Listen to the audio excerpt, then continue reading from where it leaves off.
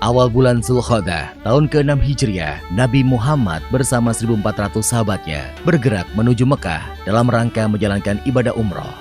Rombongan besar tersebut membawa 70 ekor unta sebagai hewan kurban.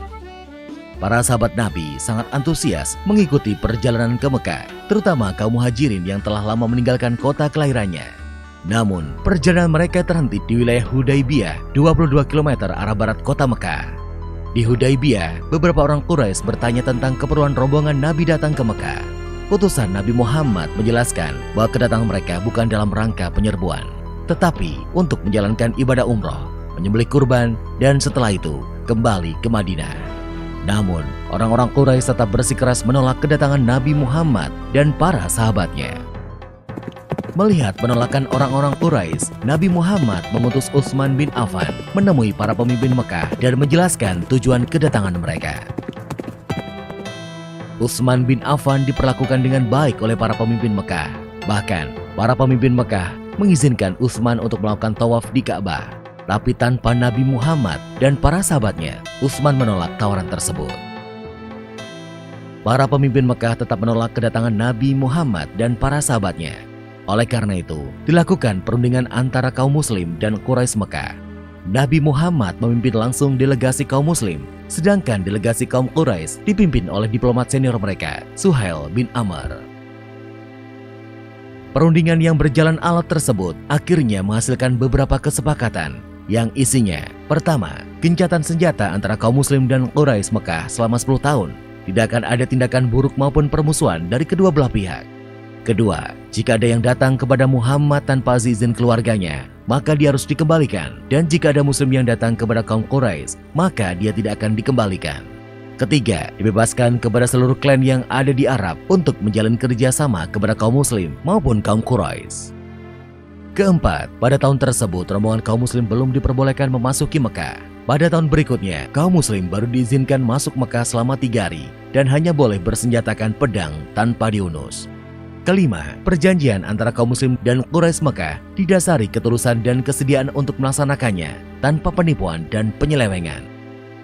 Kesepakatan yang dikenal sebagai perjanjian Hudaybiyah tersebut dibuat rangkap 2, masing-masing untuk kaum muslim dan kaum Quraisy Mekah. Isi perjanjian yang dianggap merugikan pihak muslim itu membuat para sahabat keberatan. Namun, Nabi Muhammad berhasil meyakinkan para sahabatnya bahwa perjanjian tersebut sebenarnya sangat menguntungkan kaum muslimin.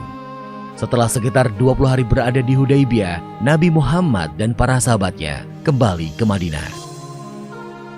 Dalam perkembangannya, seperti yang tercantum dalam isi perjanjian, 2 suku yang saling berperang, yaitu suku Khuza'ah dan suku Bakr, menjatuhkan pilihan mereka. Suku Khuza'ah bergabung ke kaum muslim, sedangkan suku Bakr bergabung ke Quraisy. Mengikuti isi perjanjian Hudaybiyah, suku Khuza'ah dan suku Bakr juga melakukan gencatan senjata.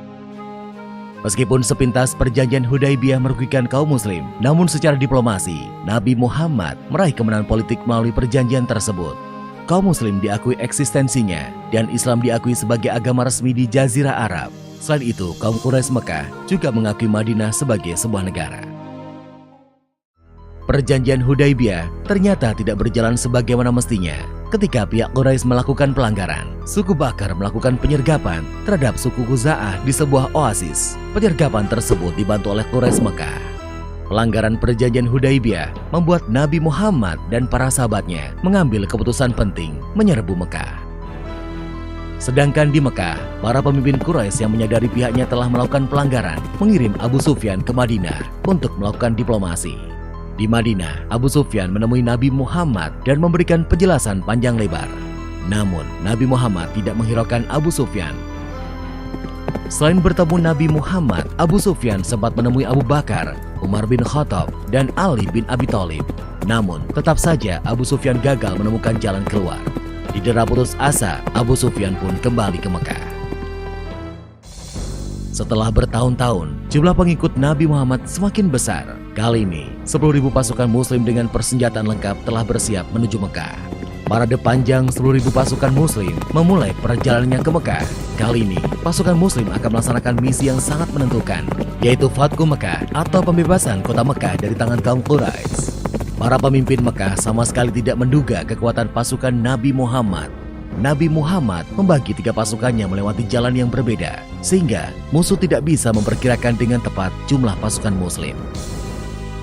Ketika pasukan Muslim memasuki Mekah, kaum Quraisy hanya bisa pasrah karena tidak mungkin melawan kekuatan sebesar itu. Abu Sufyan dan para pemimpin Mekah lainnya menyerah kepada Nabi Muhammad. Setelah menguasai Mekah tanpa pertumpahan darah, Nabi Muhammad mengambil keputusan yang tidak terduga dan tidak sesuai dengan tradisi bangsa Arab. Nabi Muhammad memerintahkan para pemimpin pasukannya mengucapkan Al-Yaum, Yaum Al-Marhamah, yang artinya adalah hari ini hari kasih sayang. Nabi Muhammad mengampuni semua penduduk Mekah dan melarang pasukannya melakukan pertumpahan darah. Hari itu, 17 Ramadan tahun ke-8 Hijriah, Mekah berhasil dibebaskan dari kekuasaan kaum Quraisy Mekah. Saat itu juga, berhala-berhala yang berada di sekitar Ka'bah dihancurkan. Pembebasan kota Mekah menjadi tonggak sejarah, tidak hanya di Jazirah Arab, tetapi juga di seluruh dunia. Nabi Muhammad tampil sebagai pemimpin yang memberikan contoh bagaimana sebuah penaklukan pusat kekuasaan musuh tanpa pertumpahan darah, sekaligus tanpa pembalasan dendam. Dalam tradisi Arab, pihak yang kalah akan menunggu giliran untuk dieksekusi. Namun, Nabi Muhammad menghapus tradisi tersebut. Pihak yang kalah telah diampuni.